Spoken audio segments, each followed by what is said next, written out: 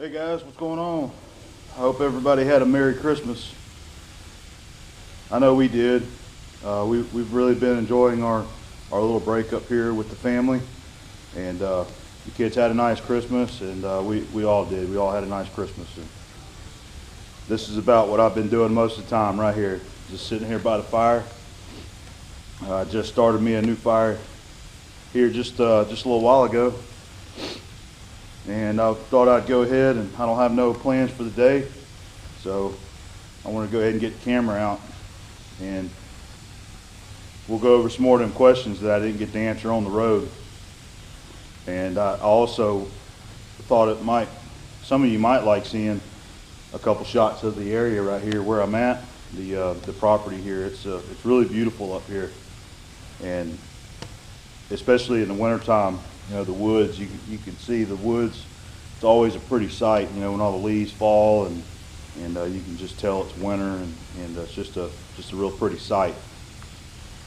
So I'll grab the camera here. I got another little mount that I just bought the other day too that I wanted to show you that I'm using. I'm using the clamp mount, not the Noga right now. That clamp mount works pretty good. But I got a clipboard with all your questions. I'm going to go through some of them and answer a few. And I also got Tom Lipton's gloves that he gave me. And Tom, that's what I've been using up here for all the firewood. And I had to clean the pit out because it was about half full of ashes earlier. So yeah, what I'm going to do, I want to show you something real quick. I'm going to snap the camera off the mount here. So it's going to be shaky here for a second. The thing's tight. There's my fire going. And that's actually the fire pit that I built for Anna and Scott. And I built that last year and brought it up here to them. And this is the new clamp mount that I bought. Really cool. Got a really nice heavy duty clamp there that says it'll clamp up to a 2-inch diameter. Got some nice little rubber jaws on it for gripping. And this is actually this is line lock that they use. And it's got the mount on the top and on the bottom there, so you can attach the camera right there to the clamp if you want, or on the top and move it around.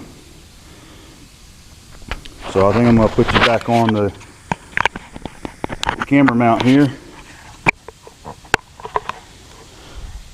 And we'll take a quick walk. This is kind of a shot of the side of the house here. And I got some trash over there. You know, the cool thing about having a nice fire pit around Christmas time is that you can just burn all that paper. That helped out. We would have had probably about 37 trash bags full of paper and cardboard. So I just been burning it all right here. And what they're planning on doing, the way the house was designed, is that one day they're going to have a pool right here, but they want to wait until the kids get a little older because they're still pretty young. But they're going to have a pool out here, and they talked about probably moving the fire pit area to back here somewhere. So there's a nice shot of the countryside. It's really quiet out here. There is people that live on the street, but they're pretty far spread out. I still got the truck backed in there from when I unloaded the firewood. That's how much firewood's left from Tuesday. The stack that I bought, I burnt well over half of it, so I'm going to run back up there today and actually get another load of it.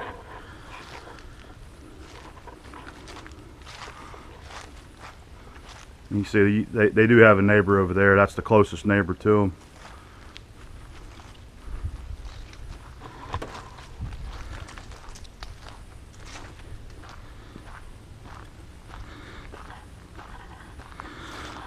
Get a shot of the backyard here.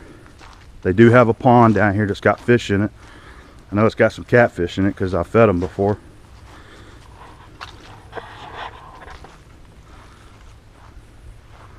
That sun's probably putting the glare in there too. This is the backyard. And their property goes way on past the pond there. They got quite a bit of property here. I don't want to walk all the way down there. But that gives you an idea of what it looks like here where we stay. Really pretty up here, nice and peaceful. There's Stella. She's been out here hanging out with me. Alright, well, I'm going to go and set the camera back over here on my little table. And I'm going to start reading through some of these questions again and maybe see about giving you some answers, alright? Alright guys, let's get to some questions. Notice what you want to hear. Okay, the first one I got here, I'll read from Alan Henson. And he says, have you ever put yourself in or bottomed yourself into a situation in the shop that you have thought, Christ on a bike, I should not have done that? Well, there's been quite a few. There's been quite a few times that we've had some tough situations to deal with, and I can't recall all of them, but yeah, there's been some jobs that didn't turn out quite the way that we wanted them to, or it took a whole lot longer than what needed. I guess I'll tell you about one that I remember. A customer brought us a job, and I remember it being a big wheel hub off of I don't know if it was off like a dump truck or a big trailer or something, but it was a great big wheel hub. And they had decided that to save them some time or save them some money on labor, they would just go in there and weld up the inside and then bring it to me and I'd machine it. I remember it was the I believe it was the bearing journals that was wore out, so they wanted to weld it up and remachine it. Now this piece was some kind of casting, you know, from the factory. It was probably like a cast steel. I'm really not sure. It might have been cast iron. This was a long time ago. So they brought it to us and they welded it up, and this was a learning experience here too. And we took it in and figured, yeah, we just bore it out. Well, it ended up being that this piece had gotten really hard from the weld that they used a MIG gun, and the welds turn hard as a rock. So anytime you try to machine something that's hard like that, you know how aggravating it is. Even with carbide, it doesn't want to cut, and especially with the interrupted cut of a weld, it just tears your tools up, and your bars try to push off. It was just extremely hard. So we ended up having to figure out another way to do it, and we didn't want to just give it back to the customer and say we couldn't do it. So I remember one of the things we did was we tried to anneal it. So we heated it up, got it really hot, and we dropped it down in some lime and let it sit for a day, and it did help soften it up a little bit, but it was still pretty tough. So I ended up having to set up the tool post grinder on the lathe and go in there, and it took all day. I mean, I probably worked more than a day on it just trying to grind it out. I did try to rough it out with some carbide, just even with the carbide being chipped and broken. I was just trying to get rid of some of that metal, and once I got a pretty clean cut through there down to a minimum, I used the tool post grinder and finished it with that. But I remember that job took a tremendous amount of labor, which we did not charge them because it would have been ridiculous. They could have bought a new one for that, but we did get the job done and learned a valuable lesson. And there has been other jobs too that people have brought us that they weld up a part with a MIG gun using the solid steel wire, and you got to be careful. If you're going to do a build-up work with that, you got to be real careful, because sometimes it'll make it hard depending on what your base steel is. So just check with somebody first before you assume that, hey, I'm going to do this to save myself some time, because it may end up screwing you on the end. So let's move on to another question here. I've got a few highlighted that I thought I'd answer. Okay, see. I believe the name of this person is Maine Mike, and he wants to know, what advice do you have for someone like me who's putting together a small shop but really doesn't have a clue other than what I picked up from all of you pros on YouTube? Stuff like, what is the most versatile tools would be, where to get good drill bits, taps, and dies, little stuff that most of us hobby guys don't know anything about. Please don't assume we know much of anything. I know I sure don't. Well, Mike, I'm assuming your name's Mike.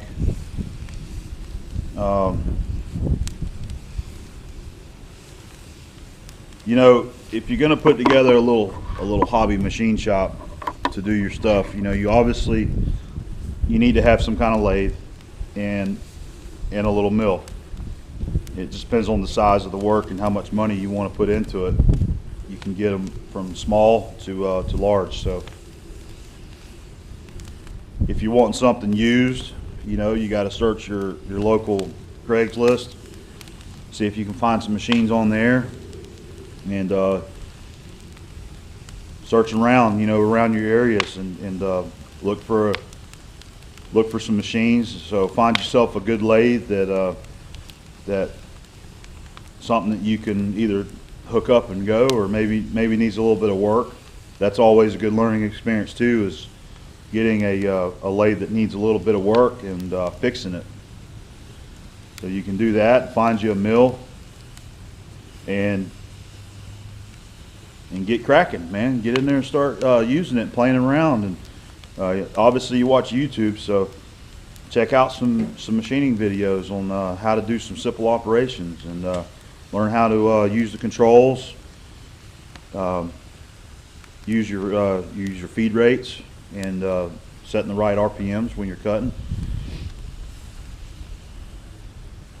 You can check flea markets like people like Tom does, and myself and some of the other guys. You know, we've been scouring and trying to find used tools in flea markets. Sometimes you can find a few nice things that you're not going to go load up on one trip, but if you go often, you might find a handful of nice tools every now and then. So that's a good way to pick up some tools.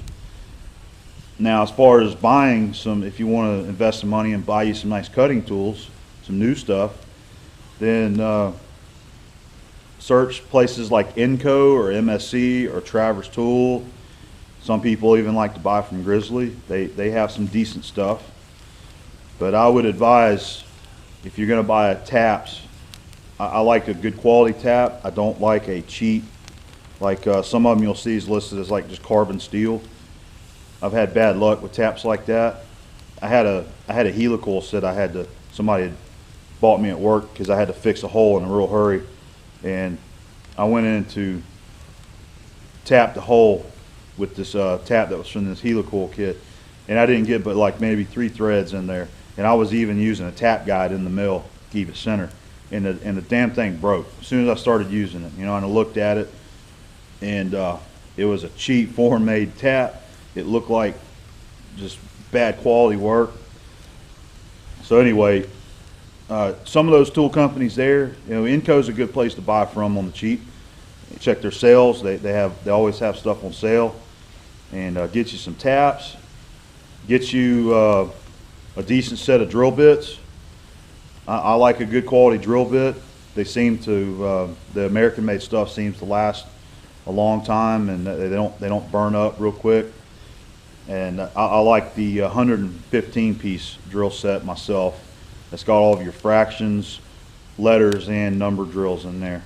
I've got a couple of those sets myself, and they're the USA made, and they're a very good quality drill. And you know, tool bits for the lathe, you can get away with buying some inexpensive braised on tool bits and high speed tool bits. You can get those pretty cheap, and load up on those. So that's about I guess that's about the best advice I can give you on that subject there. Search eBay. My buddy Gil does that. That's how he's been buying small quantities of end mills. People are putting up there for sale, and he watches them and he's been buying some nice end mills off eBay for really cheap too. I'm talking like less than $20 shipped. He'll have a nice selection of end mills. Some of those ones we showed in his video were stuff that he got off eBay. So check eBay for things that you're looking for, and you gotta really pay attention to it and try to zoom in on the pictures and even ask questions, because it's hard to tell if a tap is dull or not by looking at a picture.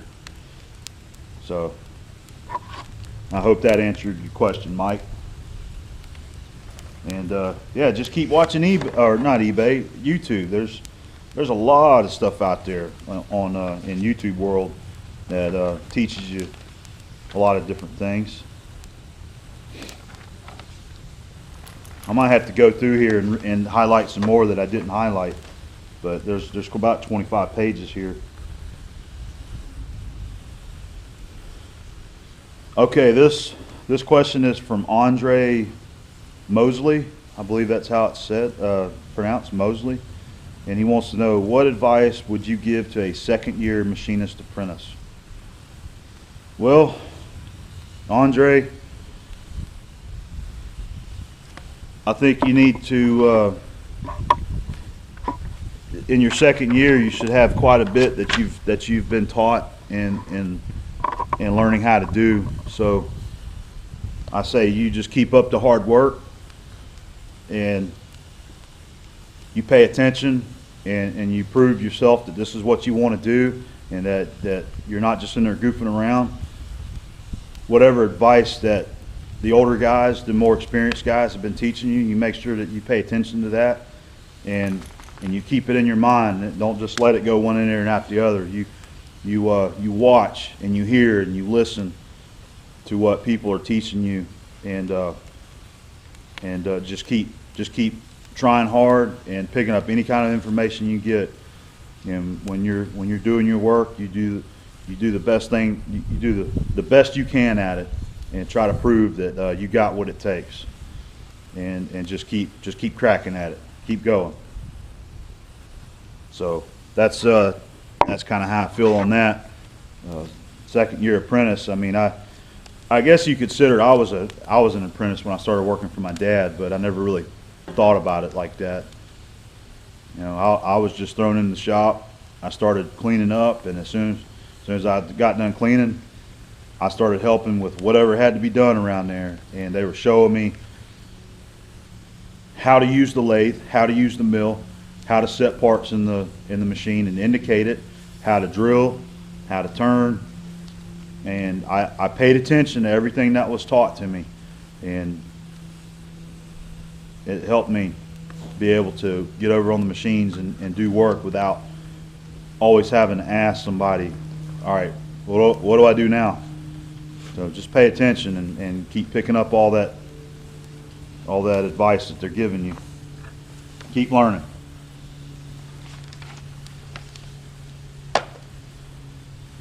Okay, here's a question from Lee Carter. He says, when turning on a lathe, cold rolled for example, and the finish is not what you want, maybe it's too rough, let's say, how do you know what to do to correct it? Do you have to play around with feeds and speeds until you find the right mix, or is there a quick way to tell just what to do? Well, that's a pretty good question. Cold rolled steel is, that can be easy to cut, and it could also be hard to cut. Just depends on the tool that you're using. Cold rolled, when you're working with small pieces of cold rolled in a lathe, you can get away with using high-speed tool bits all day long. You can run that stuff pretty fast and get a good chip off of it. And pertaining to the question, it's all about your tool bit, really. If you're getting a really bad finish, chances are it's because of your tool bit. Now, when I'm turning cold roll with a high speed, I like to use my chip breaker tool. You got to pay a lot of attention to the actual cutting edge that's cutting the metal. And if it gets burned up and you're still trying to cut, it's going to push off. It's going to leave a bad finish. You're going to have all that rough finish all over the OD. So you got to pay attention to your tool. If you get the right grind on it, it'll cut the way you want. Even it doesn't matter if you're doing a coarse feed or a fine feed. You should still have a nice finish on there that's not all rough and and will catch if you put your hand up there. But pay attention to your tool. That'll tell a big story there if you're doing it right. And you can play with your feeds and speeds. So, I mean, sometimes if you're getting sort of a real rough finish, it helps if you actually kick your RPM up and run faster. And make sure you use some kind of cutting oil. That always helps on when you're cutting cold roll with high speed. Keep it saturated with some cutting oil and run it at a faster RPM. I can't give you any specifics because it just depends on what diameter you're cutting. I imagine usually you're working with a smaller piece of cold roll though, so run some higher RPM, slow your feed rate down if you're getting a really rough finish. A good rule of thumb that I don't think I've ever said, it's just a general rule of thumb, is when you're roughing metal, I normally use between a 10 and 15 thousandths feed rate. And if I'm finishing it, I try to not to feed it any faster than about 5 to 6 thousandths per revolution. So yeah, if you're finished and kick your feed rate down to about 5 or less, make sure you've got a good fresh honed cutting edge on your tool bit, or if you're using carbide, make sure that the tip of the carbide is not broken or worn. So pay attention to your tool, and when you're finishing, kick your RPMs up and slow your feed rate down. All right, well, I'm going to take a quick break right here and reset the video. All right, I got to tend to the fire a little bit too.